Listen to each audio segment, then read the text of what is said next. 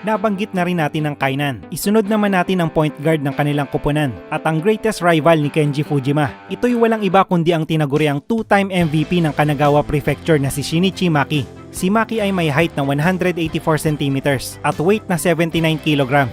Tulad ni Fujima, si Maki ang tumatayong team captain ng kanilang koponan. Malaki ang respeto kay Maki ng kanyang mga teammates, lalo na sa court kung saan ay papamalas niya ang kanyang skills at leadership. Istrikto din siya pagdating sa kanyang mga freshman teammates, partikular sa kanyang kohai na si Nobunaga Kyota na makailang beses nating makikitang binabatukan ni Maki kapag gumagawa ito ng kalokohan. Katulad ito ng ginagawa ni Akagi kay Sakuragi.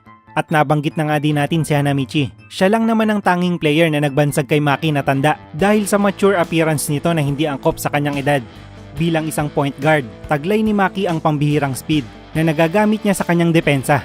Bukod pa dito ang kanyang athleticism at makisig na pangangatawan na kanya namang nayu-utilize kapag siya ay nagdadrive papunta sa basket at minsan ay nakakapag-draw ng foul mula sa kalaban. Sa laban kontra sa Shohoku, kinailangan pang bantayan ng 4 na katao si Maki para lang mapigilan ang opensa nito. Kaya ring maglaro ni Maki sa kahit anong posisyon, mapa point guard man o center. Kasama si Shinichi Maki sa Mythical 5 ng Kanagawa Prefecture na kinabibilangan din ng kanyang teammate na si Soichiro Jin, si Takenori Akagi at Kaide Rukawa ng Shohoku at si Akira Sendo ng Ryonan.